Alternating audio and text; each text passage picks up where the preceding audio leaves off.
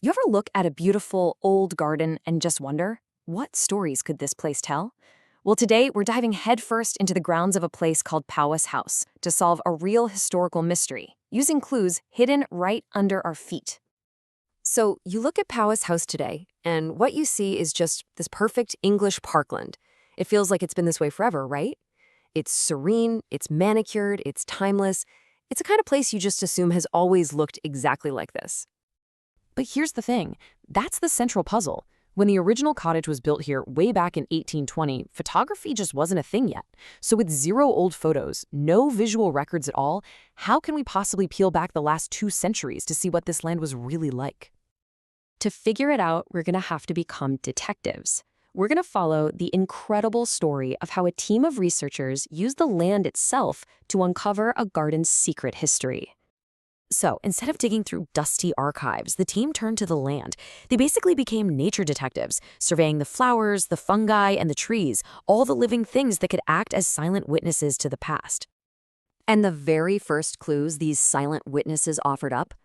Well, they were hiding in the undergrowth, tucked away in the quietest corners of the grounds, literally hiding in plain sight. The team spent a whole year surveying the grounds, and they found something really surprising. Hiding beneath the manicured lawns were 40 different species of woodland flowers. We're talking bluebells, wood anemone. These are plants you'd expect to find deep in a forest, not in some open, landscaped park. Okay, and this is where the detective work gets really cool. These plants are known as ancient woodland indicators. See, species like bluebells spread incredibly slowly. We're talking less than a meter a century. That's insanely slow. So finding them here is like unearthing a living artifact. It's powerful, tangible evidence that this land was a woodland for centuries, long before any house was even a thought. All right, if you thought the flowers were cool, the next clue is even stranger: fungi. You can almost think of them as the ghosts of the forest. The mushroom you see above ground is just the tip of the iceberg. Underground, their vast networks can survive for centuries, long after the trees they partnered with are gone. Get this. The researchers found things like artist's bracket, which almost always grows with beech trees, and bearded milkcap, a partner to birch trees. The only problem? There are no old beech or birch trees on the property today. None. The fungi are literally haunting the memory of a forest that no longer exists. So you've got the flowers, you've got the fungi, and they're both pointing to the exact same story.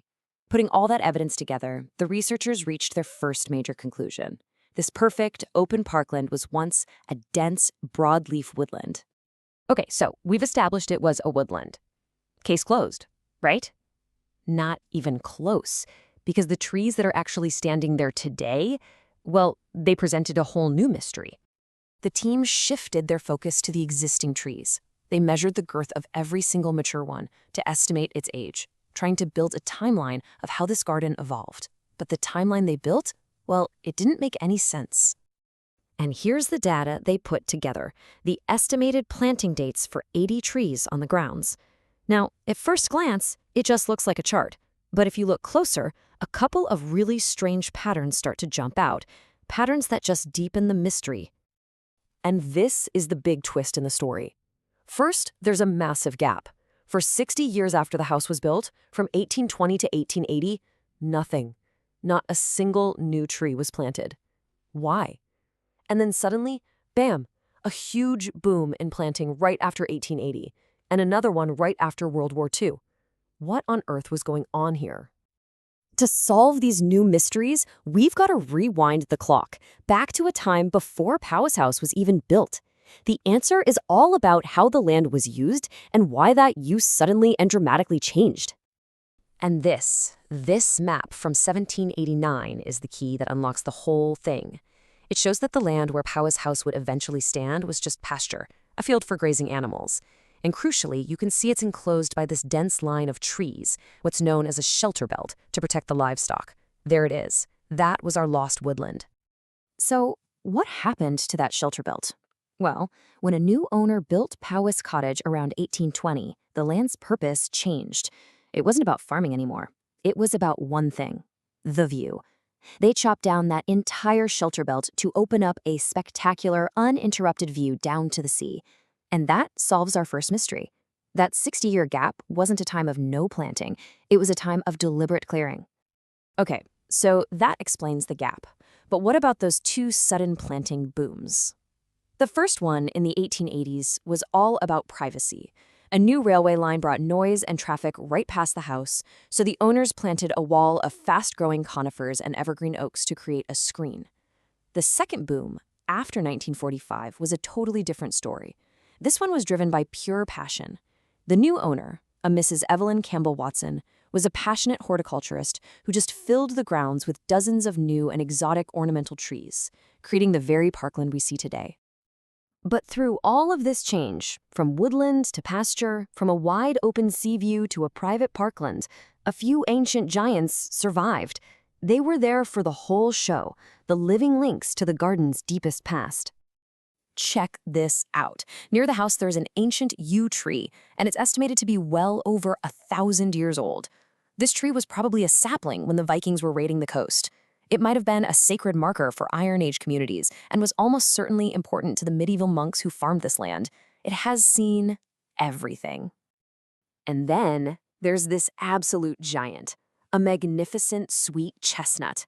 At an estimated 600 years old, it's one of the oldest in the entire country. And this tree wasn't just part of some random wildwood. It was planted on purpose, a living monument to a forgotten way of life. You know, you can basically tell the entire history of this garden just by looking at the life of this one tree. It was planted around 1425 by monks who needed its timber and its nuts. It was spared in 1820 when all its neighbors were cut down for that sea view. It watched as the new railway brought the modern world right to its doorstep and saw that whole wave of new trees planted for privacy. Today, it stands as the ultimate silent witness. And that really is the whole point of this. Every park, every field, every single old tree is a living history book, and it's filled with stories of changing economies, technologies, and what people wanted. The clues are literally all around us. We just have to learn how to read them.